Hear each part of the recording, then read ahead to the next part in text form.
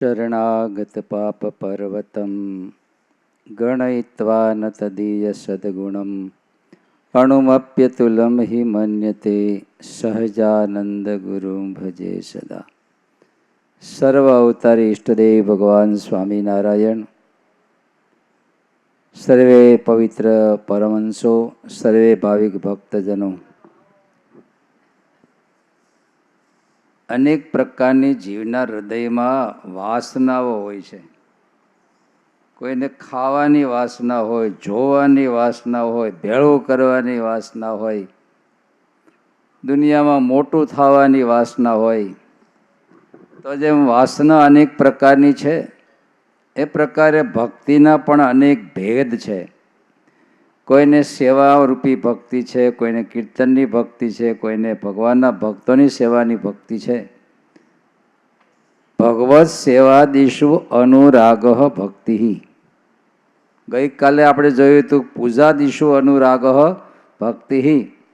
આજનો ટોપિક છે ભગવત સેવાદિષુ અનુરાગ ભક્તિ। ભગવાનની સેવામાં જેને અનુરાગ છે, તમને તમારી સેવાનો અનુરાગ છે? એ તો બાથરૂમમાં હોય ને હાથમાં હાબુ આવી ગયો તે ખબર પડે, મોટો અરીસો હોય, પછી દાઢી કરતા હોય, માથે વાળ ઓળતા હોય, આ ઘણા પ્રકારના આપણા વિશે અનુરાગ છે। પણ આપણા વચનામૃતની અંદર મહારાજે એ જ ત્રાજવામાં ટોપિક મૂક્યો કે જેવી દેહમાં જીવને પ્રીતિ છે, એવી પ્રીતિ જો ભગવાનમાં થાય તો એનો કલ્યાણનો મુદ્દો હાથમાં આવી ગયો। શરીર વિશે જેવી આત્મબુદ્ધિ છે, શરીરની જેવી શુશ્રૂષા છે, શરીરનો જેવો પક્ષ છે, એવું ભગવત સ્વરૂપમાં જ્યારે અનુરાગ થાય એટલે પ્રેમ લક્ષણા ભક્તિ છે। ભગવાન રામ પિતાના વચનને કરીને જ્યારે વનમાં જવા માટે નીકળે છે, ત્યારે લખન ભેગા તૈયાર થયા કે મારે પણ આવવું છે। આમાં એવું ઘણી વાર થાય કે મારે કલ્યાણ મહોત્સવમાં જવું છે, તો ભાઈ બીજા તૈયાર થાય, હાલો મારે આવવું છે, હાલો એક કરતાં બે ભલા। ભગવાન રામ પિતાના વચને જ્યારે વનમાં જવા નીકળ્યા ત્યારે લખન કે ભાઈ મારે આવવું છે। ભગવાન રામ કે લખન તને ક્યાં ભગવાન પિતાનું વચન છે, મને એકને છે, તો કે મારે તમારી સેવામાં આવવું છે। પણ સુમિત્રાને પૂછવું પડે। સુમિત્રા તો કે મને આજ્ઞા કરી, પ્રભુ મને સાથે રાખો, હું તમારી સેવા કરીશ। અને 14 વર્ષ સુધી આપણે ખાલી 3.5 કલાક દિવસનો ખાલી કલ્યાણ મહોત્સવ નથી આ, પણ 14 વર્ષ સુધી લખને જે ભગવાન રામની સેવા કરી, દિવસે બધી વ્યવસ્થાઓ કરવાની, ફળ ફૂલ લાવવાની વગેરે, રાત્રિ આખી પહેરો ભરવાનો, ત્યાં સુધી લખાયું છે 14 વર્ષ સુધી લખને નિદ્રા લીધી નથી। 14 વર્ષ સુધી નિદ્રા ન લીધી રામની સેવા માટે। આપણે કેટલા દિવસ ઠાકોરજી માટે જાગરણ કરી શકીએ? એકાદશી વધી એકાદશી 1 કલાક કીધું તો એમાં ગુલ્લી મારે, બોલો। પણ 14 વર્ષ સુધી નિદ્રા છોડીને ખડે પગે સીતારામની સેવામાં લખન હતા। મહારાજ ગઢપુરમાં વિરાજમાન, અને એમાં માઘ સ્નાનનો મહિનો હશે, એમાં સંતો માઘ સ્નાન કરવા ગયેલા ને માઘ સ્નાન કરી મહારાજને અક્ષય ઓરડીએ દંડવત કરવા માટે આવ્યા, ને એમાં સુખ સ્વામીને ઠંડી વધારે ચડી ગઈ। એમાં કાઠિયાવાડની ઠંડી વખણાઈ, ગુલાબી કેક કેવી કહેવાય ને, પણ એવી ઠંડી ચડી સ્વામીને, ત્યાં મૂર્છા જેવું થઈ ગયું પ્રેમ સખીની આ દશા જોઈને। અને મહારાજને પ્રેમ સખી ઉપર નિરાળો નિખાલસ પ્રેમ હતો। લોકમાં ઘણી વાર ધર્મ ભાઈ બનાવતા, તમે સાંભળ્યું છે એવું? ફલાણા અમારા કંઈ ભાઈનો નાતો ન હોય, પણ નેચરલ પ્રેમ ધર્મ ભાઈ બનાવે। ભગવાન સ્વામિનારાયણના માટે કેવળ નિખાલસ પ્રેમના 2 પાત્રો હતા। શ્રી કૃષ્ણ ભગવાનને 2 પાત્રો હતા।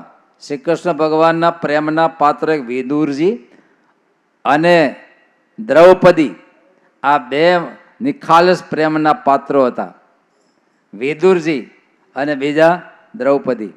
ભગવાન સ્વામિનારાયણને 2 પ્રેમના પાત્રો હતા, એક દાદા ખાચર અને એક પ્રેમ સખી। દાદા ખાચર બહુ નિરાળો પ્રેમ હતો મહારાજને, નિખાલસ પ્રેમની નાતો મહારાજ સાથે, ભાઈબંધ જેવું કહેવાય। રાધા આવે મારા વિરાજમાન, એમાં સતીદાનંદ સ્વામીના શિષ્ય સિદ્ધાનંદ સ્વામી 4 કેરી લેવા, કાચી કેરી લેવા. એમ મહારાજ કે આ કાચી કેરી છે અને ખમણતા હો. ખમણીમાં તમે જેમ સંસારમાં શું થાય છે, ખમણાવો છો ને, તો આને ખમણતા હો.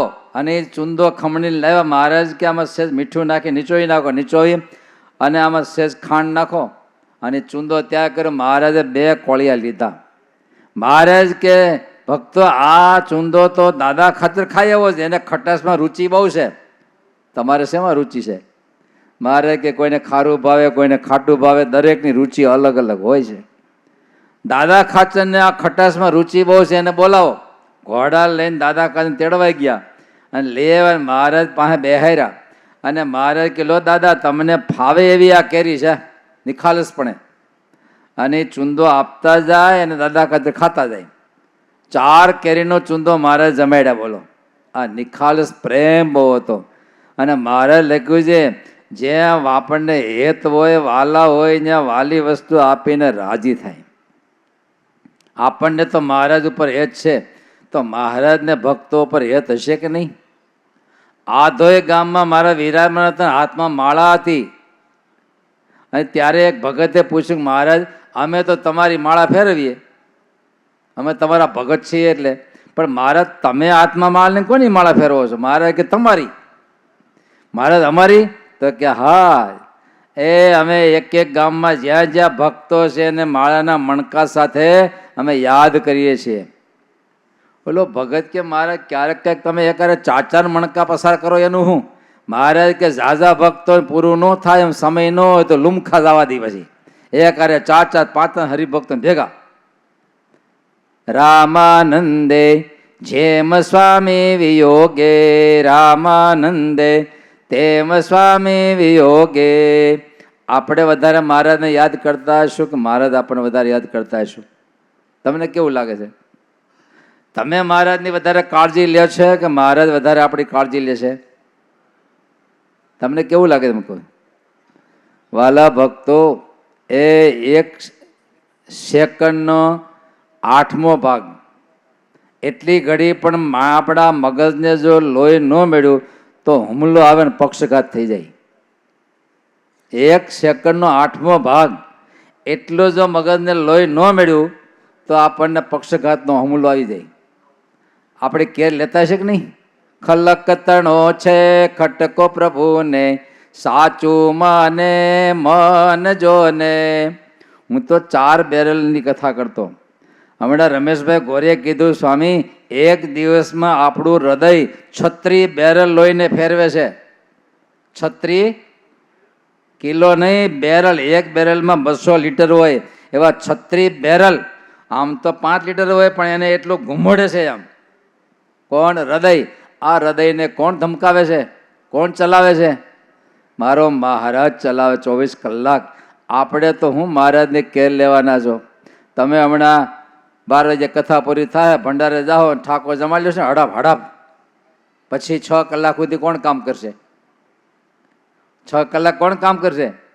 આ મહારાજ આપણા ભોજનને પચાવે. 24 કલાક ભગવાન આપણી કેર લે છે. 24 કલાક. આપણે તો સાંજ સવાર મહારાજને પટાપટી 2 માળા કરી લેતા હશું, પણ એને આપણા ઉપર હેત છે. બાળકને મા ઉપર વધારે હેત હોય કે માને બાળક ઉપર વધારે હેત હોય?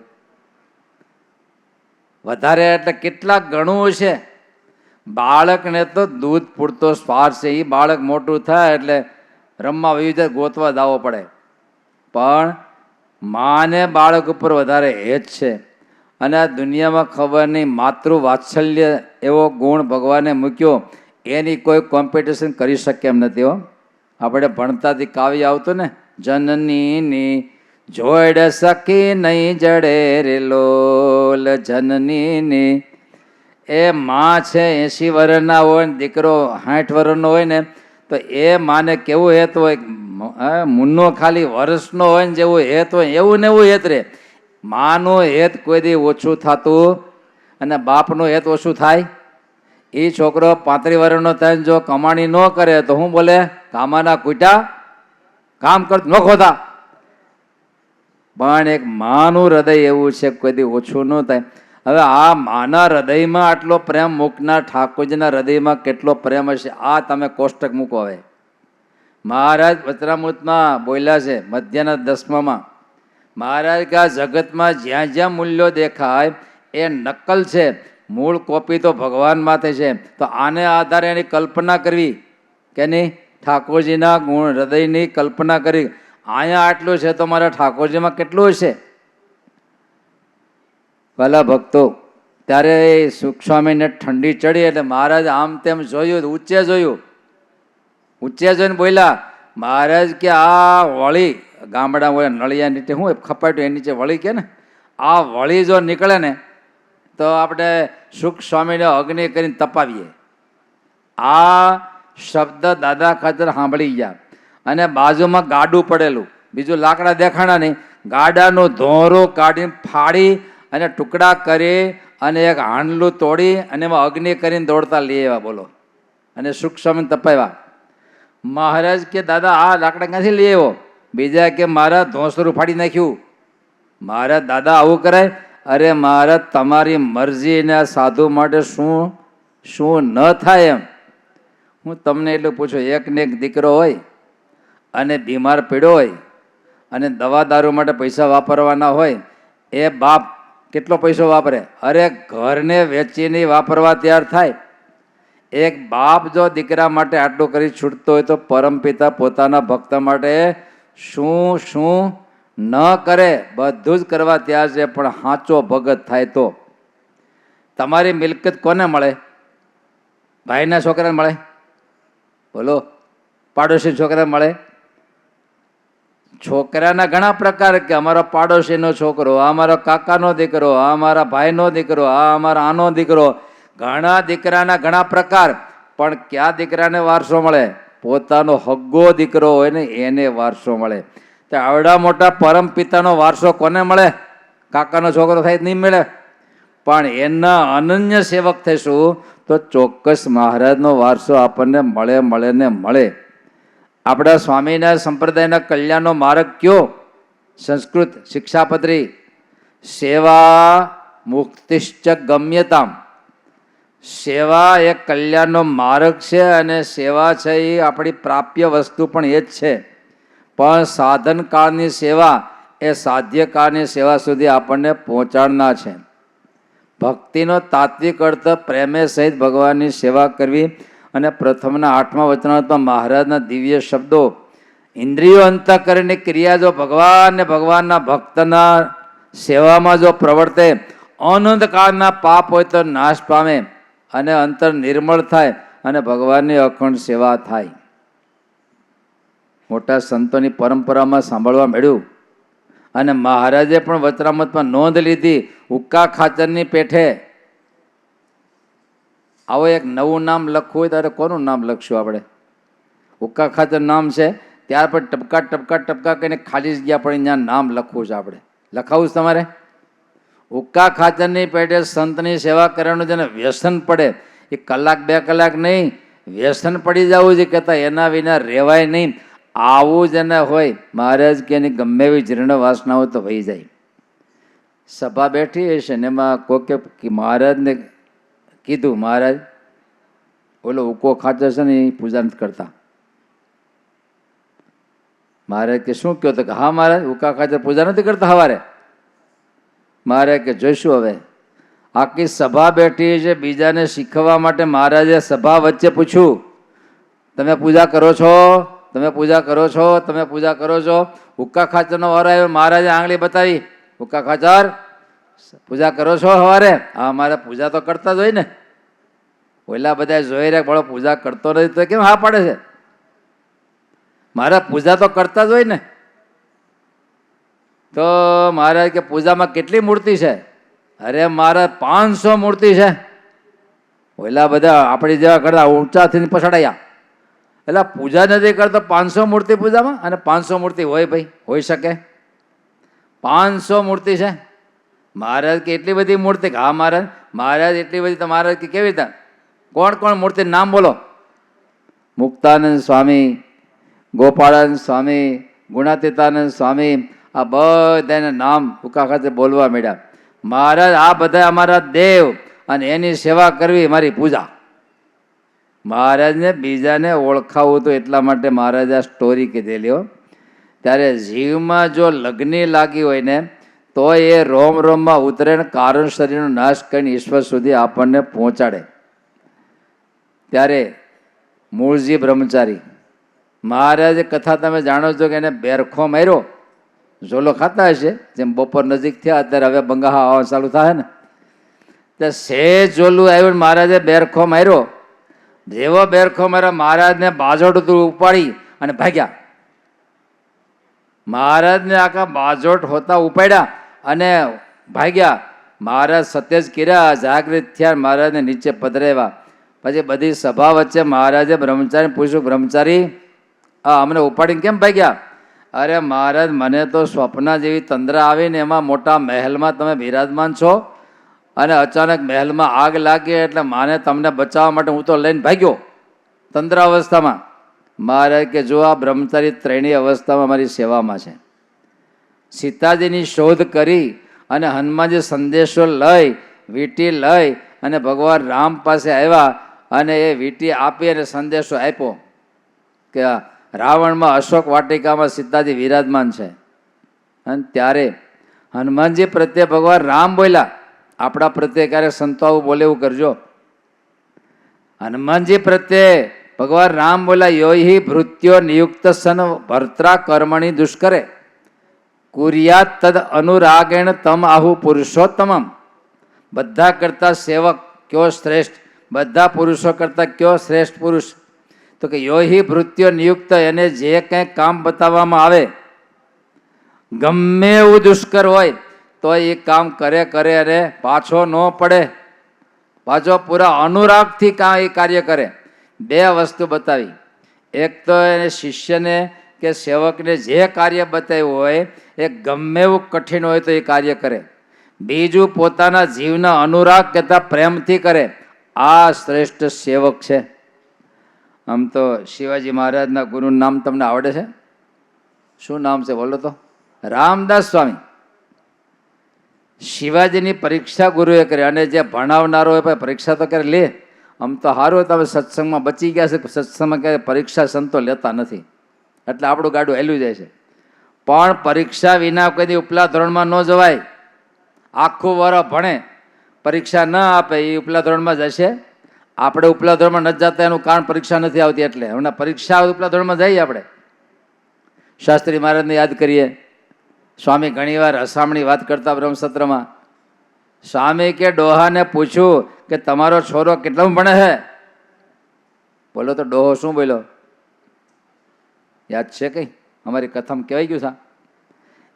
એવું બોલ્યા ડોહો કે બાપજી છોકરો કેટલામાં ભણે એ ખબર નથી, કેટલા વર્ષથી ભણે એ ખબર છે. કેટલા હું ભણે એ આપણે એવું છે કે આપણે સત્સંગમાં કેટલા ધોરણમાં આગળ ગયા હતા એ ખબર નથી. કેટલા વર્ષથી 25 વર્ષથી 50 વર્ષથી સત્સંગમાં શું એ ખબર છે.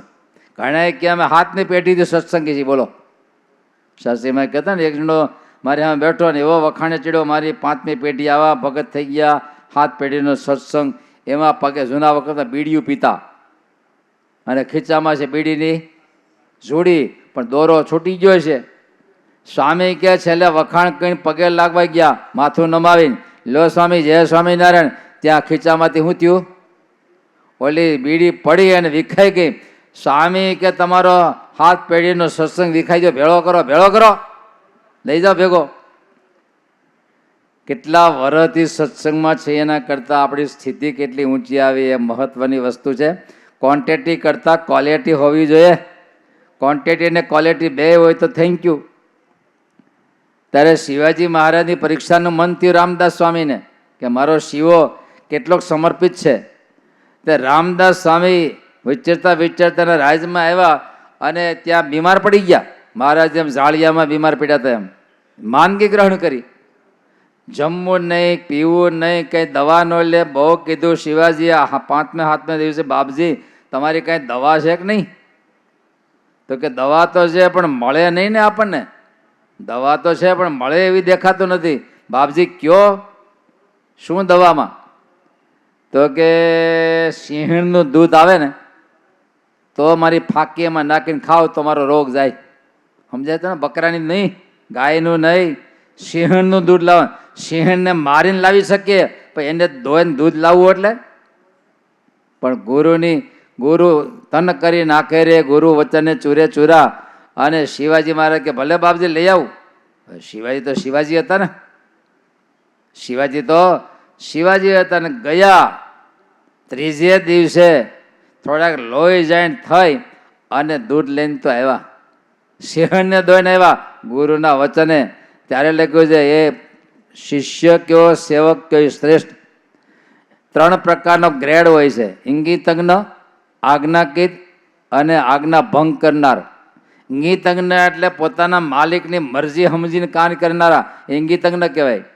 અને કે અને એમ કરે એ મધ્યમ કહેવાય. અને કે અને તોય ન કરે આમ તો એને મોલ સમાન લખ્યો. બોલો, ત્યાં સુધી લખેલું છે. માટે ભગવત સેવા આમ તો ગણોદના અભયસિંહ થઈ ગયા. એના કુંવર ભગવતસિંહજી હતા, પણ હજી 12 વર્ષના હતા ત્યાં એવો ભયંકર રોગ લાગુ પડ્યો કે બેઠા પથારીમાંથી બેઠાય ન થઈ શકે. અને એ સમાચાર કૃષ્ણ સેવાદાસ સ્વામીને સમાચાર મળ્યા. અને સ્વામી ગણોદ આવ્યા, મંદિરમાં ઉતારો કર્યો અને સમાચાર મોકલ્યા. સ્વામી આવ્યા છે એટલે અભયસિંહજી આવ્યા, કીધું કે તમારા દીકરા બહુ બીમાર પડી ગયા. સ્વામી લાંબા સમયથી માંદગી અને હવે તો રે એવું દેખાતું નથી. સ્વામી કે એને લઈ આવો. પણ સ્વામી કેવી રીતે લઈ આવી? હાલી ડગલું મૂકી શકતા નથી. તો સ્વામી જે કાંઈ નહીં, જોડીમાં નાખીને લઈ આવો. આ તો હવે મોટા સંતો છે અને એને જોડીમાં નાખીને મંદિરમાં લઈ. મારે કે આ મંદિરની વચ્ચે હુવરાવો એને સુવડાવ્યા. એક નાનકડી હાવણી લઈ ભગવતસિંહજીએ કીધું બાળકને કે લ્યો આને પકડો. પણ સ્વામી નહીં પકડી શકે એટલી નબળાઈ છે. સ્વામી કે ધીરેથી હાથમાં પકડાવો અને હાથ પકડીને મંદિરમાં થોડીક વાર આમ તેમ ફેરવો, વાળે એવું દેખાડો. એટલે આમ તેમ હાવણી 2-4 વખત આમ કરી. સ્વામી કે આજ લઈ જાઓ, કાલ પાછા લઈ આવજો. પાછા લઈ આવે એની ચેષ્ટા. ભક્તો 5 દિવસ આવું મંદિર વળાયું અને 7મે દિવસે પોતે હાલીને આવ્યા અને જાતે આખું મંદિર વાળી અને કાયમી મંદિર વાળવાનો નિયમ લઈ લીધો. સેવા મુક્તિશ્ચ. આમ તો લખ્યું છે સેવા છે એ હાવરણી છે. હાવરણી શું કામ કરે? બધી રજોટી વાળી નાખે. એમ સેવા છે એ આપણા અનંત જન્મના પાપ દોષો અને વાસનાઓ દૂર કરે. એટલા માટે આપણા સત્સંગની માં મુક્તાનંદ સ્વામી એ વખતે આપણને ભવિષ્યની પેઢી માટે શબ્દો આપ્યા. દાસી થઈ તું રે જે દીન દયાળની, નીચી ટેલ મળે તો માને ભાગ્ય જો. દેવ બ્રહ્માદિકને પણ ક્યારે મળતી નથી. પુરુષોત્તમ પાસે બેઠાની જાગજો, સાંભળ બેની હરી રીજાની. જો આજે આપણે નિરાતે ક્યારે બેઠા છે કે રાંધનારા ત્યાં રાંધે છે, પીરસવાવાળા ત્યાં તૈયારી કરે છે, બધા સ્વયંસેવકો ત્યાં રળે છે. એને લઈને શાંતિથી આપણે કથા સાંભળી શકીએ છીએ. તો તમે એના પ્રત્યે ભાવના કરજો કે આવા નાનકડા યુવાનો દોડી દોડીને સેવા કરતા હોય. ભગવાન સર્વ પ્રકારે એનું સ્વાસ્થ્ય, એની ભક્તિ, એનું જીવન બહુ કૃતાર્થપણે રાખે. બહુ સારું. જો આ નીલકંઠ ધામમાં દશાબ્દી મહોત્સવ નિમિત્તે કલ્યાણ મહોત્સવ ચાલે છે. અનેક પ્રકારના આયોજનો દ્વારા ક્યાંક સાધનાના આયોજન ચાલે છે, ક્યાંક આરાધના ચાલે છે, તો ક્યારેક ઉપાસનાના ચાલે છે, ક્યાંક સેવાના ચાલે છે, ક્યાંક સંકીર્તન ચાલે છે. અનેક પ્રકારે અમારા કિશોર ભગત હમણાં બેઠા હતા, ફરતી ધૂન મંડળ. ભક્તો એ ભગત એટલો બળિયો છે. અમારે ક્યાંક ઢીલું પોચું મંડળ હોય ને ત્યાં મોકલીએ, પૂછલે પીડ્યું હોય ને. પણ એ 2 વખત ગયા એટલે મંડળ સત્ય જ હોય. એટલું બળ જીવનમાં ભગવાન એને આપ્યું છે. આખું આવડું તોતિંગ છાત્રાલય પણની જવાબદારી એને અમે સોંપી છે. અને જુનાગઢ હોય કે રાજકોટ હોય ને જરૂર પડે તો ત્યાંય બળ આપી આવે. ફરતી ધૂન મેં એને સંકલ્પ કર્યો 6-7 વર્ષ થયા. મેં કીધું આપણે એક ફરતી ધૂનનું આયોજન કરવું છે. અધરો અધ ઝીલી લીધું. અને આજે 7 થી 8 વર્ષથી આ શેરીએ એપાર્ટમેન્ટના તળિયે પણ ધૂન કરી લાખો જીવાત્માના કર્ણ સુધી સ્વામિનારાયણ મહામંત્રનો ઘોષ પહોંચાડ્યો છે. 700 સભ્યો છે ફરતી ધૂનના. કેટલા? 7 વર્ષમાં 700 થઈ ગયા. જો અત્યારે મેં એને 3 સેવા સોંપી. એક તો સિક્યુરિટી તો સોંપી જ છે, પણ આ મંદિરને 108 પ્રદક્ષિણા કરવાની. ધૂન કીર્તન કરતા કે તમે દ્રશ્ય જોયું કે નહીં? રેકડી હાલી જતી હોય, આગળ પુરુષો કરતા હોય, વાહે મહિલા હોય. આ મંદિરની 108 પ્રદક્ષિણા કરવાની. સવારમાં 4:30 પ્રભાત ફેરીનો નાદ સંભળાય છે.